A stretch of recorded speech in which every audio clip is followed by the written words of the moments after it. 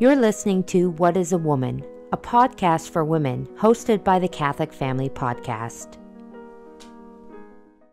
Hello, everyone, and welcome back to the second episode of our podcast, What is a Woman, a podcast for women hosted on the Catholic Family Podcast. We're super excited and happy to be bringing you a second installment. We had great response from the first one, and I'm so glad that a lot of you ladies and maybe some men enjoyed it. But we just want to remind the men that, you're more than welcome to stick around and hear what we have to say. But primarily the podcast is for women. Right. So, but that doesn't mean you're not welcome here. So, we can share. But so as always, I'm joined here with my mother, Mandy, and I'm Holly. So let's just jump right into it. And we wanted to kick things off. My mom sent me a very interesting video last week on the Michael Knowles show. If you don't know about Michael Knowles, he's part of the Daily Wire. And this was an interesting episode for him. He was interviewing a former astrologist. Mm-hmm. So an astrologist turned Christian. So she's not Catholic, she's Christian. Mm-hmm. But I found it very interesting, and to be honest, I haven't finished it. It's over almost 2 hours long, isn't it? Yeah, it's pretty long. It's over an hour anyway. It's at least over an hour. And yeah. But the beginning was the most important part. Yeah, I felt a lot of it. What got into her journey and all that kind of stuff, which is great in all people's journeys, but the information part to what she had to explain regarding what she was into was very enlightening and interesting and and well worth us talking about, considering too also that what was kind of funny about it was at the very end of our podcast last week, we briefly touched on the self-help books. The New Age. The self-help books are the New Age religion, right? So this was her journey out of the New Age religion. Now, this woman, she went a little deeper than just self-help. Like she was into the Reiki and the yoga and all that kind of garbage. But I will say, in general, I believe that our audience probably understands that they are to stay far away from the occult. Far away from the occult. But what makes this stuff so dangerous? I'm going to say yoga. Oh, yoga and is Reiki huge. in particular. Reiki. People don't think it's the occult. They don't think it's the occult. And even listening to this woman break down yoga, and I knew yoga was bad. Mm-hmm. I've never done yoga in my life, never will. Because I knew it was bad. I was always told it was bad, but I didn't know why. It's actually like she was saying that when you're doing those poses, those certain poses, and you're doing those quote unquote chants, during which they call breathing exercises. They're breathing exercises. Mom, they're chants. She said they were chants. Yes. That you're calling on Hindu gods. Yes. You're calling on these Hindu gods to enter your body and to, whatever. I don't know. But I was like, okay, not just a breathing exercise, not just stretching. And I'm going to tell you something else too about the whole philosophy. Years ago, when I was a teacher, I taught high school for 10 years. The Board of Education used to have all these workshops and things, right, that to motivate you to be a better teacher. They'd have them for the students. They'd have them for the teachers. It was good for your mental health, right? Good for our mental health. So we had one in particular, and I cannot remember anything about it except they had us do this exercise. Was it yoga? No, it wasn't yoga, but they had us lie on the ground. Oh my goodness. Yeah, this is a bunch of teachers. I'd be like, I'm not doing this. Oh, I was not having it. So I'm there. I'm with this crowd of, teachers. And we're lying on the ground, and this woman or somebody's up there talking about going to your happy place. And I have no idea why we were doing this. And emptying out your mind. Empty out your mind and go to your happy place. Don't empty and your she mind. was doing some sort of ridiculous chanting while we're lying on the ground supposed to be doing this. I was like, no way. Because I knew enough. Even this is way back. I was probably about 30 at the time of this was happening. So I'd only really just been into a tradition. but I knew there was no emptying out of the mind. Yeah, we don't empty our minds. Empty your mind. When you empty your mind, bad things come in. Like that's I understood that. So I'm just like, I'm lying on the ground. I'm like, is this for real right now? How am I in this? And so I'm in the whole time I'm saying Hail Marys. Nope, not emptying my mind. Not emptying my mind. Fill it back up. Filling it back up, putting the good in, taking it. You're not emptying it, because and it's so important, and I teach the kids all the time, stuff has to go in this mind. Like, you cannot empty it, because the minute if it's full of bad, you need to empty it. But you got to put the good in. You can't. You have to put the good in. Their philosophy is to just empty it. Just empty it, right? I don't know what it's supposed to be. Or they empty it and then they fill it back up with such narcissism and such. Well, this woman, that's actually what she said about the self-help. Yeah, it's all self-savior. It's all self-narcissistic. Well, I said, she called it narcissistic therapy. Yeah. And but Mom, that's what New Age therapy is. Right. It's all narcissistic. Yes, and she said this is the other interesting thing that she said, because now she's pro-life. She's all these things she wasn't before. And she had a podcast. She had actually a big following too. Oh, it's well worth. I mean, we don't want to go into everything. We don't want to go into everything she said. It's well worth the effort. But it's to go and listen to the podcast, so you can find out for yourself. But the self-serving stuff that was going on, right? Like in this New Age, and she said what I found kind of riveting was, she said, and we've all seen clips and things of feminists, whether some of them are naked, they're doing all this ridiculous stuff, like the pink hat walks, the women marches, and all the defacing of things, all these crazy psychotic feminists out there. And she said that she will tell you, every woman that's doing that will have what are those things called? A mandala? Yeah, that is one thing I wrote down. A mandala on their wall. And Michael Knowles was like, a what? A what? A mandala? And it's the shapes, and it's like a tapestry. It's a tapestry. I actually had to look it up. I know what a mandala is, but it's hard to describe. And once you describe it, people's like, oh yeah, with all the intricate little shapes inside of it. Yes. Okay? And oh my gosh, that is like the bohemian self-help, logo in the sky. Okay? That's their thing. But it's actually, they call it sacred geometry. Sacred geometry. So even these things, and actually, because I'm in the crafting world, because that's what I do. I do DIY tutorials and stuff for this machine called a Cricut, where you cut out things. Not going to get into it, but they cut out the mandalas huge. Cutting out of mandalas, like, they'll take a wolf face and it'll have it's like a mandala wolf face. Mm-hmm. And I've never done one, A, because who wants to sit there and cut out all these stupid little shapes?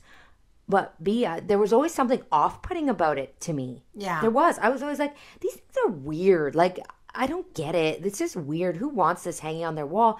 And then when I heard her say that, I was like, that's why I don't want one of those things. I know. And I knew it. I knew there was something deep down in there that was like, stay away from those stupid things. Like something, I mean, when you're a traditional Catholic, sometimes you don't know things, but there's an inner alarm bells that go off. Go off and say, something's not right about something's not right. And Michael Knowles stated in this, and I've always said that. I've always said this.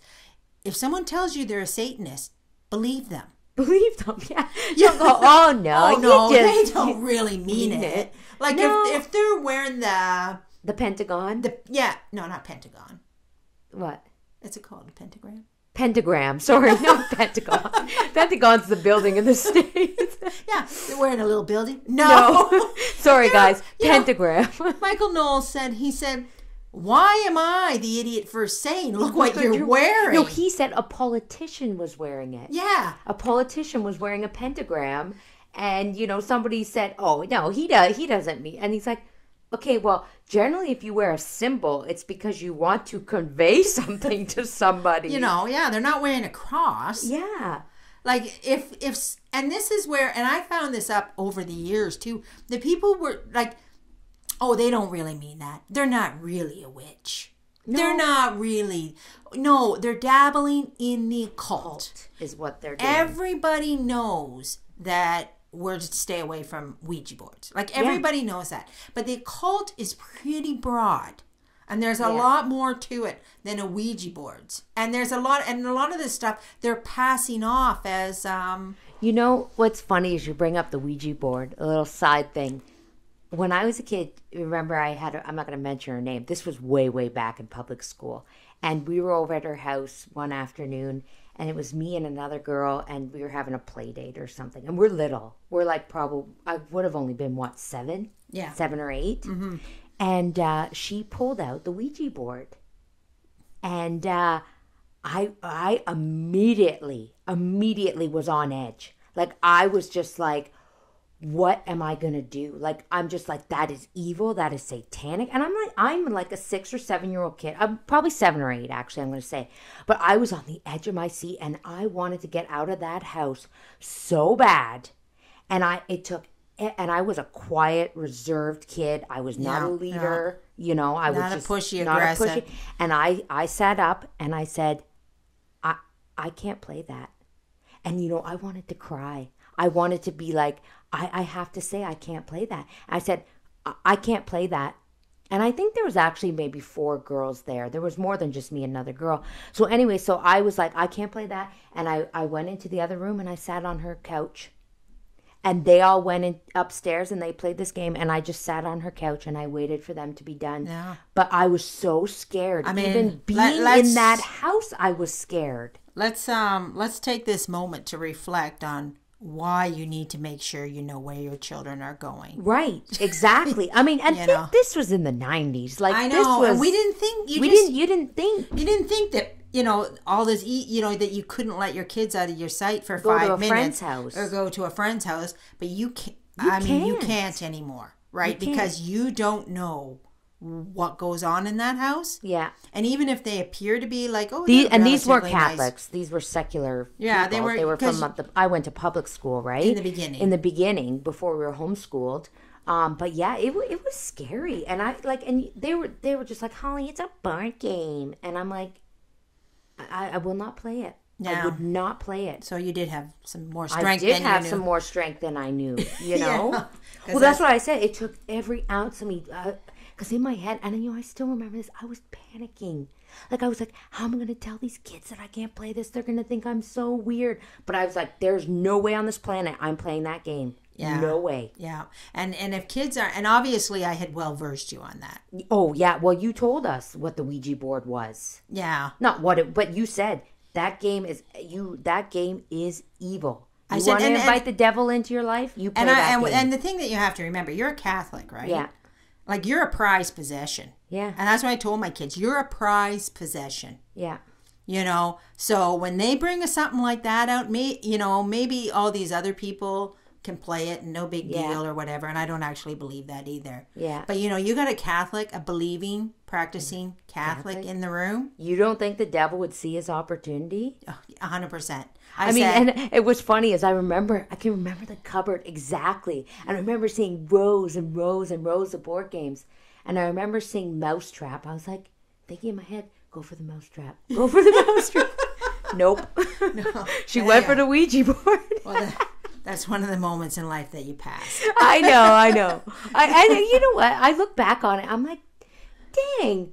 You did good, Holly. You did good, because you'd have to know me. I was a really shy kid. Very so shy. For me to do that. Whew. And most kids are. Yeah. We say, you're building your kids up with strength. But peer pressure, there is nothing.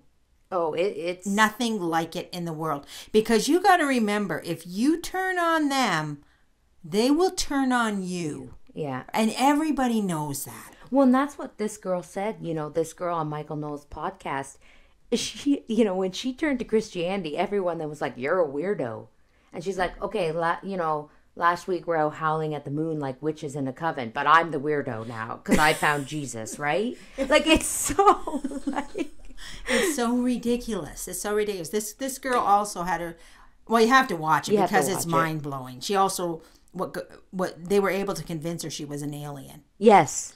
Yeah. Like, and not like, just she was convinced she was an alien, and she actually went on these sprees where she was looking for her alien seed family. Yes. So like then but I got to tell you though, what brought her to that? It was the feeling of not belonging. It was the feeling. Well, she Googled, "Why don't I belong?" Why don't I belong? Right, and this is what came up. I thought when she said, "Why don't I belong?" she was going to tell me that's when she entered into transgenderism, because that's usually where that takes so we have this whole society of people who don't fit in. They're going for self-help, and they're just being pumped full of nonsense, occult, and narcissism. Michael Knowles said, "Can I ask you, does it work?" Well, no, I don't mean not like it does. Well, because she said yes, it works. You're calling on demons. Yes, is what she said. And nobody should know that more than us Catholics. Yeah. I mean, we belong to a supernatural organization. I always say to people, this is a supernatural organization. We believe in the supernatural. We know there's demons out there. We know there's demons out there. We know Why the power of do you think angels. We arm ourselves with items like Hail Marys and scapulars, and know we want that. We're in a spiritual warfare here. Yeah. We know they're out there. A battle against principalities and powers. You know, so it's just mind-boggling. So if we could just, we don't want to spend our whole podcast on I know, this. but the one thing I did want, the one value, I got a few values out of this podcast with Michael Knowles, but the one bit of value I did really appreciate that she touched on, and that we should take from this, is she said that the occult is seeping into the children. Yes. In weird, rare forms, or mild forms that you wouldn't think of. The yoga Barbies. Yes. The My Little Pony is just whatever. That's another. But people think My Little Pony is harmless. Yes. There's like My Little Pony witches, and like this. If you think like the occult is something that you grow up and no, it's coming after your children. Yes. Years ago I read a book, and I remember, this is years ago. Turmoil in the Toy Box? Turmoil. I knew you were going to say that. It was a Protestant book, and I don't even know where I found it. The reason why we know, my mom always brings up Turmoil in the Toy Box. It had a really weird cover. So on the cover was a toy box, and all of these toys were popping out of the toy box, like Barbies and Teenage Mutant Ninja Turtles, The Smurfs. So and the Care Bears. And as kids, we just looked at it and we were like, why is our mom reading about toys? Well, anyway, basically the book was about the occult in the toys. In the toys, yeah. Like everything is magic and, and all this stuff. And it's true. Like this is, I don't know, 1962. We're going on 60 years. Yeah. Of the occult being large and in charge and very prevalent in our society. Well, and I don't know if any of you other mothers out there, the last time you've been in a toy store, but the modern toy stores like Toys R Us. When you walk down those aisles and you see the Barbies and the Bratz dolls and it makes my stomach turn. They do have tranny Barbies. Right. Yes. So it's like, we should tell our listeners that I banned Barbie from our house. Oh yeah, when we were kids, we didn't have Barbies, but yeah, I said what I had against Barbie, and I had them as a child. And I loved my Barbies as a child, and I had, lots of clothes, and I used to play with Barbies, and it was a lot of fun. But I realized that the Barbies gave girls unrealistic expectations. Right? About, body image. I mean, they talk about body image and body positivity and all this stuff, right? But life is hard. And this is why, and you see this in all these podcasts and things that I watch. When all these girls, and it's an epidemic, really it is. These girls are turning towards transgenderism, and part of it is body positivity image, and they're not, and I mean, and this whole thing is a normal process for a young girl going from girlhood into womanhood. It's a very, very difficult time, and she wants to be perceived as pretty and liked and things like this, right? And and let's face it, 13-year-old girls, that's a very awkward time in your life, right? And you just feel like you're not making the cut. Yeah. You're not looking like Barbie. Mm-hmm. You know, you're not like, you know, all these models and all these women in the movies and whoever, right? So you start to develop a low self-esteem. Like, I mean, I have a theory too about where the low self-esteem comes from. Also, is the inappropriate clothing. Yeah. You know, if women covered up their bodies, yeah, you know, if you wore a skirt versus a pair of pants, then you don't see everything. No. Right? So when you're sitting here, when you wearing outfits that are letting it all hang out, like, very few women have a perfect body. Right. Very few. Like, next to none. Yeah. You know, if they do, they're on the television. Right? Right, and we don't want to be there. And we don't want to be there, right? So these young girls are wearing inappropriate clothing. They're looking at themselves in the mirror, and all they see is this is hanging out, and that's hanging out. And why don't I look like Barbie? And why don't I look like Barbie? Yeah. Right? And unfortunately, like, it's just like we are creating all this stuff. We're creating the mess. Right. By sin. By sin. Yeah. My sin, you know, sin hath done this first. Yeah.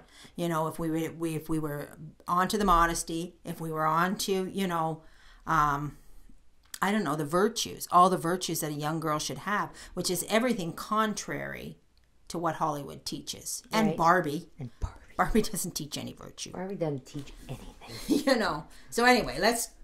But that was what was interesting about that podcast. Mm-hmm. You know, like that the new age is part of why we're in this mess. Yes. Right? And so it was an interesting perspective to hear from somebody that was in it and came out. And go listen to it, because she also says it never helped her. She was a puddle of mess on the floor. She had rows and rows of self-help books on the shelf, and she was curled up in a ball in her kitchen wanting to commit suicide. Yes, every day. Deepak Chopra, or whatever his name is, didn't do anything for her. You know, and all the lies that are said, you know, to why you keep doing it and why you keep looking for that, you know, like the moon and the stars gives meaning to my life and all this kind of stuff. Well, anyway, it was very empty. interesting. Empty. But, so go give it a listen to it. It's well worth. If you do yoga, ladies, don't. Please just don't. You know, because you're not just doing breathing exercises. You're not just doing breathing exercises. When they say it's from the occult, believe them. Just please believe them. They say it. They don't hide it. Yeah. You know, Pilates. Pilates is nice. What's wrong with Pilates? Yeah. I don't know. Get yourself a treadmill. Or sometimes, you know, I just do jumping jacks when I'm like, I think I'm a little out of shape. Let's throw a jumping jack in the morning routine. Anyway, not yoga. Anything but yoga. Anything but yoga. Okay, so let's but you know, we did want to share that. So, but where should we go now, Mom? We should go right to our book. So last episode we talked about the preface, but let's dive right into chapter 1, which is all about dignity and character of woman. So maybe I'll just start it off. I'll read a little bit here. So quote, and again, for those of you that are just tuning in maybe for the first time, this book we're reading is called Mission and Duties of Young Women. And remember, it's from 1888. So this stuff is old. Okay. So, quote, the dignity of woman is a subject which few men understand and appreciate. Many look upon her as an inferior being, destined by her very nature to be the slave of man. Some are willing indeed to regard her as called by Providence to be the charm and ornament of their life.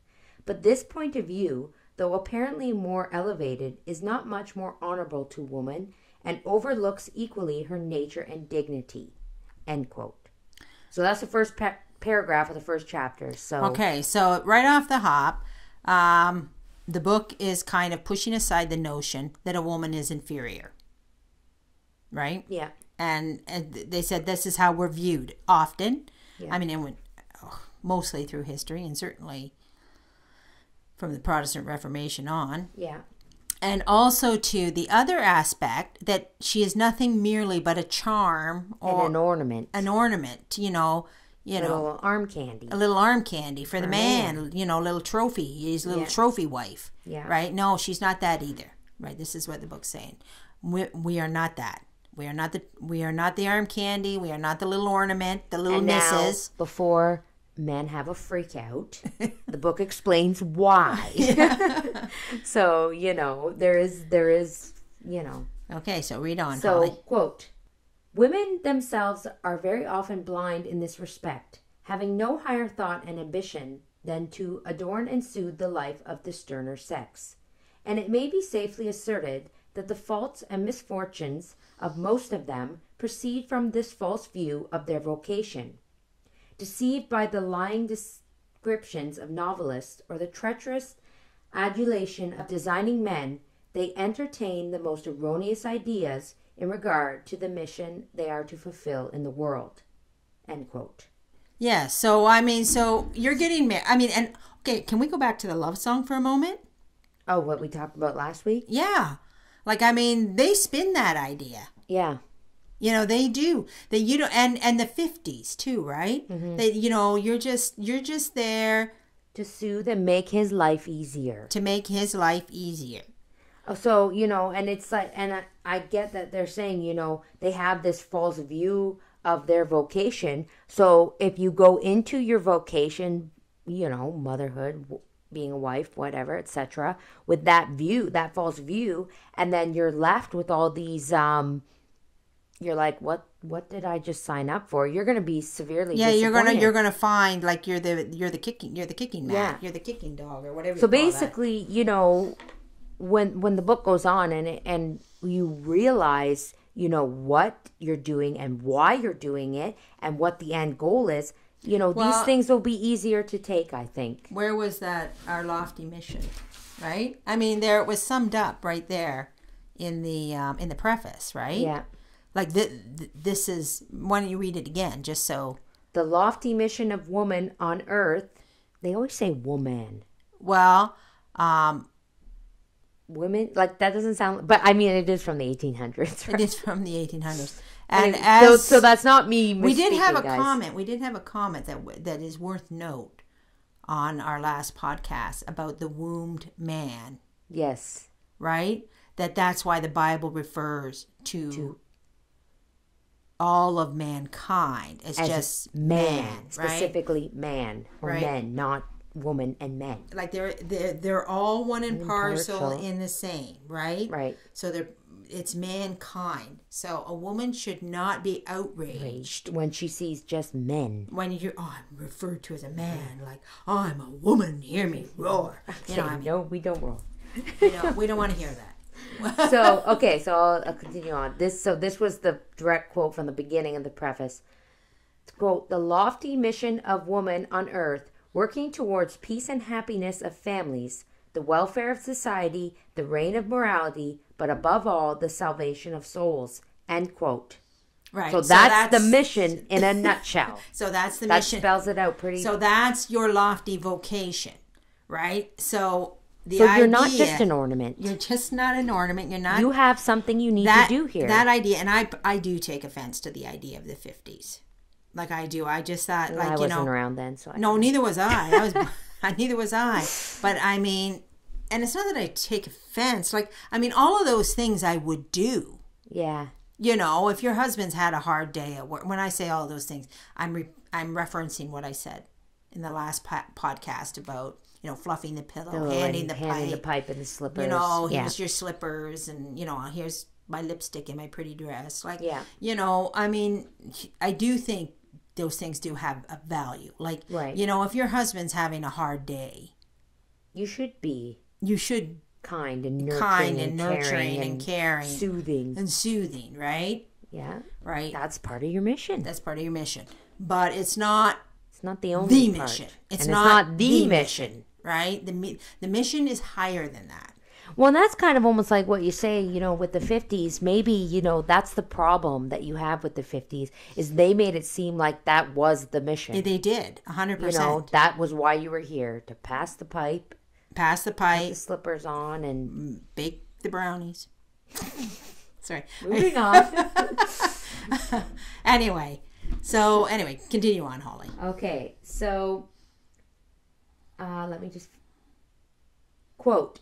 It is not passion or poetry they should consult, respecting the nature of this mission.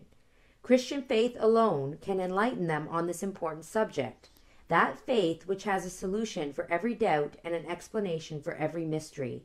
That faith which has loudly proclaimed and invincibly demonstrated by facts the wonderful power of the things that are not, and that God makes use of to confound and overcome the things that are. End quote.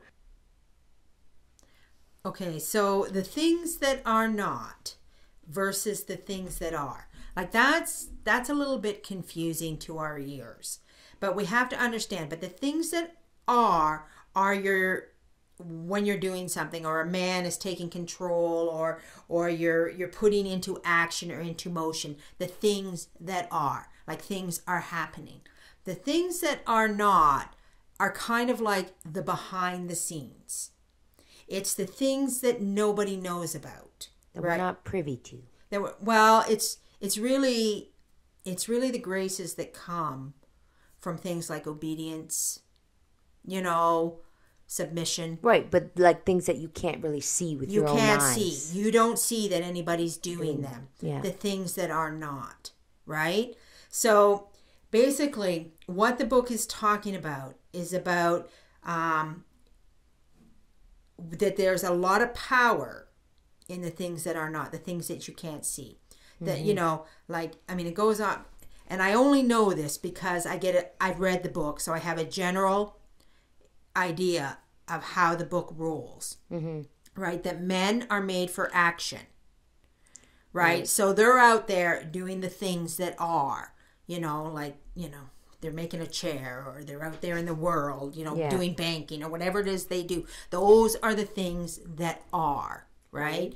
Whereas women are basically looking after the spiritual end of things, which is what allows the grace of God to flow, the things that are not. Well, so would it be fair to say then that, the fruits of a woman's labors, she may not see? No, exactly. She may not get to see the fruits of her labors because exactly. her lofty mission, yes, I can use that word again, is a spiritual nature. It's a spiritual nature. Like when a man goes out to work and brings home the money and puts the roof over the head and the food on the table, we can see all those things. They're tangible. We see what a great job he does. Yes. And that's great. That's great. That's his mission. That's his mission. But the woman's mission, and that's maybe where the book is going, that not to be discouraged, that you may not think much of your mission because you don't see those tangible fruits of your labors like the man does. You don't see them like the man does. Right. So the man, gives you the money to buy the groceries, and he's like, "Yay, I'm doing my part." It's how God works with everything, right? Where there is sorrow, there is joy. Like everything seems, like the last are first, the first are last. Everything seems counter to what actually is. Right. But it's really the spiritual versus the material. The material, right? The tangible. You use that word. I kind of like that. I just always like that word. No, that's good. So here, I'll continue on. Do you want me to read on here? You go ahead. Yeah. In fact, as God made choice of the most humble among women to accomplish through her the mystery of the incarnation, right? So what it's saying is God, as we know, he took the humblest maiden, the nobody. She was a nobody, the little maid of Nazareth, and with the nothingness, with the things that are not, he created the things that are. Yeah. Right? So he has been pleased, and this is what the author notes here too, is he has been pleased on more than one occasion to execute through the instrumentality of woman his designs of his mercy over certain peoples. All right. Now when I was reading this, the first example that came to my head was Saint Joan of Arc. Mm-hmm. Right? Like he took a woman, again, a maid of nothingness, and made her into a leader of an army. Yeah. So what did she do? She reformed the whole entire army. Right. Right? So it wasn't so much about winning the wars, but it was the reform of the souls. Right. And I think that's where, the New Age, if I could say that, they like to use St. Joan of Arc. Oh, do they ever? They like to use her as some big, I don't even want feminist. To say it because it just doing me. The man's job. And it's like, okay, let's slow your roll, all right? She did not go out and physically fight. No, yeah. Okay? You don't even grasp what her purpose was there. Yeah. You are so, they're so blinded with this feminist stuff. Yes, I can't anytime, and I've had a few. They take the one person, Saint Joan of Arc, and they try to use her as their leverage, and it's like you don't even know what you're talking about. She reformed an army. She reformed her army. Spiritually, she made the men go to confession. Well, she didn't make them, but she was a spiritual. I don't want to use this word really, but a beacon, if you will. Yeah, and she got rid of the camp followers. The women that no, these can't be. They have to go away. They have to go away. And I'm sure. I mean, wasn't around then, but I'm sure as any saint we know, she did it very saintly. Yes. She wasn't a roaring lion. She wasn't, I'm a woman, hear me roar. Yeah, right. Like the New Age feminists are. She was just following did it God's will. By the grace of God. Yes. And another good one, that kind of prove your point, not would be considered a feminist, but would be Saint Bernadette. Yes. This lowly, poor, they even called her stupid. Yeah, meek, the meekest. He took the stupidest person in the class, what they called her, the stupidest person in the class, and he gave her everything. Yeah. And they even said, like in one of the books I was reading, that anybody who talked to her, and we're talking about the wisest men of the area and the time, whatever, she confounded them. Yeah. I don't know. I'm going off of the Song of Bernadette, so maybe I should actually go from the That's pretty literature. Accurate, but, I think, she actually made them angry. Yes. And she was just standing there being telling the truth. Right. She's like, I just don't know what else to tell you. I'm just telling you the truth, and they were getting agitated with her. Right. So here she is again, another. So this is the point that the author makes, that God uses women all through history. Yeah. To, reform his people. I mean, he uses men too. Yeah, obviously. I feel like I keep having to point out the obvious here, just so people don't get mad that women are the end all be all. But we know everyone. Okay? We know, okay?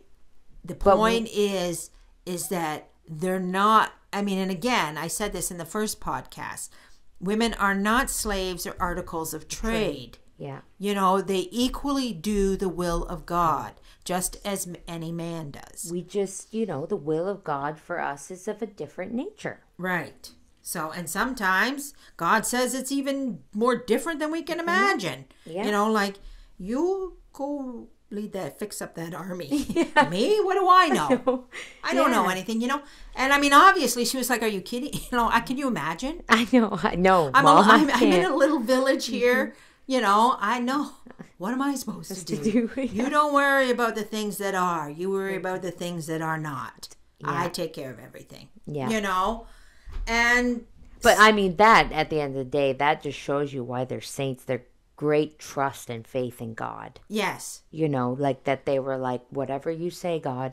They don't doubt. They don't, that's why they're saints. In the Song of Bernadette, she's digging in the dirt like a little pig, and they were caught, and she was putting the dirt on her face. Yeah. And she didn't even care. She didn't even care. She was doing what Our Lady told her. What she told me to do. I'm doing it. I better do it. I better do it. So they don't even question it. Yeah. So, we'll get back here. So, for this reason, these nations seem to have been anxious to testify to women their gratitude for eminent a blessing by placing on her brow a crown of honor and glory. So basically, the book is pointing out how many women that God has rised up, you might say, to do his holy will, to lead nations, or to reform nations. And I mean, it goes back to the whole thing about the feminists breaking through the glass ceiling. Yeah. You wouldn't have to break through the glass ceiling if God wanted you there. Yeah. If God wanted you there, that's my there. biggest thing. This whole thing about them fighting so hard. Do you ever notice that I shouldn't say this about everything, because there's times in your life where you have to fight. And I don't mean physically. I mean, like, you have to fight for things. You have to fight for your faith. Yeah, yeah. Right? Mm-hmm. But I'm talking about material, secular things. Yeah. All these women that are fighting for their place and they're this and they're that. If you were naturally supposed to be there, you wouldn't have to fight for it. Right. But that goes... basically, the number one mission that women should have in the first place is to do the will of God. Right. Well, that should be everybody's mission. Yeah, no, I know. Everybody. Yeah, yeah. Men, you don't get off. Can't do the will of God. No, but... Everybody, so if you're on the path of doing God's will, you're going to just do whatever he asks you. Right. And for 99% of us, that's in service. Yeah. Not just motherhood, other forms of service. Other forms of service, single lives. There's lots written. I think there's a whole chapter in here on the single. Oh, is there? Yeah, on being single. I haven't got that far. And serving God too as well. Okay, so the book carries on and it goes into areas that we've already talked about, like how the might of the world and how women and children were accounted for nothing.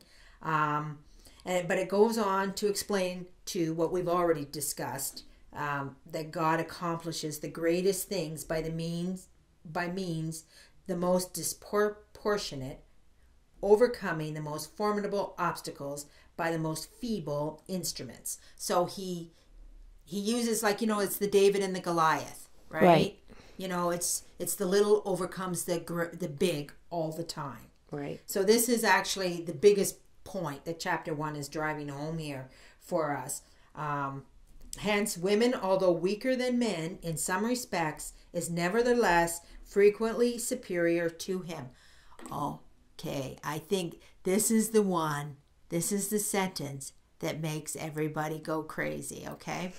But I want to pull out one word in here.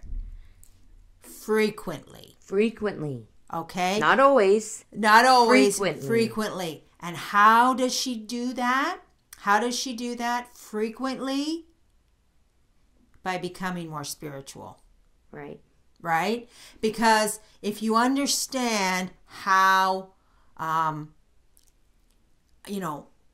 holiness works, right? Mm-hmm. How sanctity works. The holier you are, the higher you rise, right? So... But, let's be real here for a minute. They're not saying, that's why they say frequently. This is not all women are like this. No. The book Most women are not. The book is guiding you on how to be like that. Right. Right? And it's telling you that you have to be like that for this to happen, etc.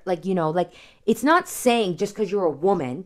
Yes. You get this rite of passage and you're, and that's where I feel like this book may tick a lot of men off. Yeah. But they're missing the key word there. Like you said, frequently. Your woman, your wife, the mother, whatever. Everything depends on her. On your level of sanctity. Right? This is just saying if she has that level of sanctity. Right. But it's not saying she does. And I'm going to point out something here. And I read that, I heard this years ago from somewhere, I don't know. If you take the Holy Family, for instance, right? Mm-hmm. And you take he who is last shall be first, and he who shall be first is last. Mm-hmm. Who is the holiest person in the Holy Family? Jesus. Yeah. Who comes after Jesus? Mary. And then Saint Joseph, right? Yeah. Who was first in the Holy Family? What do you mean who was first? Who in the laws of ordinance and obedience? Oh, the father. The father, Saint Joseph. Saint Joseph, yeah. And then Mary. And then Jesus. Right? Right? Yeah. But so he who is first shall be last. You know, Yeah. like, I mean, obviously, St. Joseph. I mean, we're not okay. taking nothing from St. Joseph. No. But I mean, he is the he's stepfather of God. Yeah. Right? So obviously, God is first. But Right. when he was down here living life, Yeah. you know, Jesus was subject to him. Yeah. He respected his position of authority, even though He's God. he's, you know, far and beyond superior. And and our Blessed Mother too, Yeah. far and beyond superior, right? She still gave Saint Joseph His position. and I mean that's what made her a saint too, right? Yeah. Her obedience, her submission, Yeah. all these things. So as we get into the book states very, very clearly, right, how the woman overcomes the things that are with the things that are not. Yes, because in order to have that position or to, you know, be that, what your mission is makes you that important, you have to be those things. Right. You can't just sit back and say, I'm on a lofty mission, I'm great, I'm wonderful, and I'm the woman. You know, no, it doesn't work that way. You don't get to do that. Right? You don't get to play those cards. You have to put on the bootstraps and you have to do the work. And the work is, you know, in recognizing the man for his position in the household. Yeah. Right? Giving him his status of authority. Because God gave him that. Yes. He didn't give it to us. He didn't give it to us. No. Right?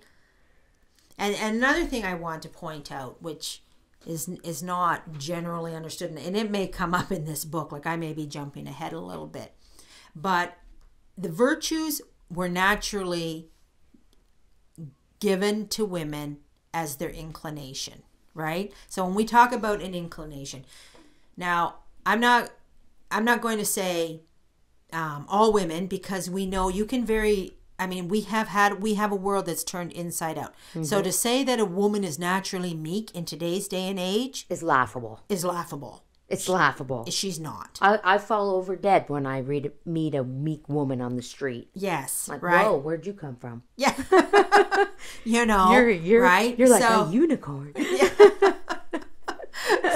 But anyway, but they were gifted with and blessed because of their sex to have those natural inclinations, to lean strongly towards being prayerful, right? To not have a problem with piety, to, you know, meekness and all these things. God gifted the woman with these natural inclinations. Men don't actually come by them naturally. They have to work on them. They have to work on them, right? So, I mean, because of our nature, God's given us a foot up. Yeah. I mean, but if he's given us a foot up, I mean, we better be accountable for that. Yeah. You know, like, you know, it's like, here, I gave you, you know, because you're a woman, I gave you a boost. So basically, if you turn against your natural inclination after God has given it to you, yeah, that's pretty pretty dicey. It's pretty dicey, you know. I mean, and it's not to say that, you know, if you have moments that, like, you know, there are times when I'm with the kids that I'm not too meek, you know. No, I know. Where I got to put the foot down and I have to, like, it's not to say that you have to be a little sweet little, you know, all the time. You're allowed to with your children. Well, you have to recognize. Take authority. That's the ladder we're on, remember? Yes. Who's beneath you? Who's above you? Your children are beneath you. Yes, no, I know, but I feel like a lot of people... You can't be like, oh dear, whatever you want, to your child. No, I know. So, like, the meekness can... I don't know. How do I say it? Like, well, it has...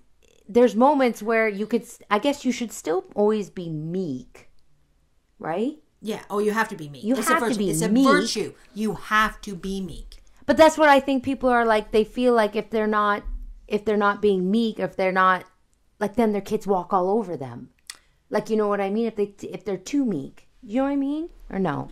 Well, I mean, I do, but that would be just a misunderstanding of the virtue. Oh, okay. You know, because you have to understand when you're in a place of authority and Right. how you're supposed to, you know, deal out the authority Meekness, authority.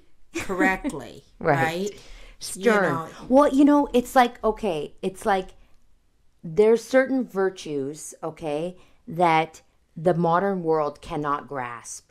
at all. And I'm going to use the Mary Poppins example. Yes. And this is actually my mom's example. I didn't come up with this, but she noticed it first. So there's the Mary Poppins with Julie Andrews. Right. Okay, the movie, Mary Poppins, Julie Andrews. And she was very stern Yes. and very in a position of authority with those children because she was the nanny. And then they redid Mary Poppins with Emily Blunt. Right. And she just comes off as a, I'm not even going to say the word, Yeah, bad word. bad word. Female dog. She's missing, Julie Andrews was stern but kind, Yes. okay? And she played the role. She understood very well. the virtues. She understood Well, the they virtues. understood the They virtues. understood them back then to a point, To a point. okay? But now, They understood how to portray them anyway. right. To how to make a woman come in an authoritative position, but still maintain her gentleness And her meekness dignity. and her dignity, right? And now, you know, and now this new age Mary Poppins comes in and they redid the movie. And she's just a jerk. yeah. Like she just comes not a off nice as woman. a snotty jerk. And I said when I saw that, I said, you know, this They've lo- the society, world has we are lost living it. in such darkness that Hollywood can't even remotely come close They can't portray these to characters. pulling off. They can't portray these characters because they don't understand the virtues. So they should never ever redo old movies. Oh, they're awful. And Because they're everything just is awful. awful. Awful. You know, the Anne of Green Gables they redid. Even, you know, like I don't want to get too into movies, but you know, the Pride and Prejudice Yeah. remakes. I Yeah. don't even really like them. Yeah. Like I don't like Keira Knightley. She's so like, maybe it's just because I know she's new age. I don't know. They I know, just but they don't are. do it. They don't, and that's They because can't. the world has lost what a virtue is. Yes. They have no clue. Right. None. Yes. So they think, you know, to come in as stern and it just portrays as That you got to be this massive, You you know know, what? you know, large and in charge and you're on Well, that's them. That's I am them. woman, hear me roar again. My favorite. Helen Reddy. No, we know. No women, no roaring, no nothing. There will be no roaring on this podcast. So, anyways, but yeah. So basically, we got a little bit into chapter 1. This may be a 400 episode podcast. To But get there's through so the much to book, say. but there's so much to say, and I know we get off topic a little bit, but that's it's good, I think. So, anyways, I think maybe we'll leave it there for episode 2, Right, yeah. and we'll come back and we'll come back right back where we left off. Hopefully next Michael week, Knowles doesn't do another podcast that we have to talk about for. Actually, I think we only talked about it for the first half an hour of the podcast. But you know, it's these interesting things that we learn and we see, and we like to share them because Yeah, you well, know it's informative. It's informative, you and know? we need to know it. Like we're out there and we may have said it before, but it's very confusing because you know, you're living in a world that's dark, right? Right, but the people that are pushing the darkness and stuff, they like to tell you that it's all fun and it's all, not. you know, the fairies and the wizards and you know, it's just for fun. Just for fun. It's not serious. Yeah. It's just a breathing exercise. It's just a breathing exercise. No, it's not. It's just a board game. It's you just know? a board game, Holly. By Parker Brothers. You know, like, no, it's not. It's not. It's not just a board game, you guys. It's not just a breathing exercise. These are the lies that the world is going to tell you. And right. And you need to guard yourself, and you need to protect your families, and you need to protect your children. Yeah. And that's part of the lofty mission. Part of the lofty mission, right? And nobody should understand the supernatural more than us. More than us, yeah. Nobody should. You know? And I've always said, like, I never got the dark side of the supernatural. I never understood it. Because I thought to my head, haven't y'all read the book? We know who wins. Yeah. Why would you want to be on the wrong side? Yeah. You know, Yeah, I like don't. God wins. God comes out on top Every time. every time, right? So I don't kind of get that. If you're all into ghosts and goblins, you know, the Catholic Church has plenty to offer. Angels and spiritual and supernatural realm. I was thinking about Halloween, how people put out their ghosts and all that stuff, right? Yeah. I was thinking, we should just all get our statues of the saints out and just line our porches, So people be like, oh, I wonder what they're doing over there. Oh, it's just All Saints Day, everybody. Like, let's try and bring back All Saints Day. Wow. I don't know. It's just funny. But anyway, so thank you so much, everybody, for joining us in our second episode. And we'll be back next week for another episode here on the Catholic Family Podcast. And we hope that you will join us then. So until then, may our Lord bless you and Our Lady guide you and keep you always. And St. Teresa, as always, Pray for us.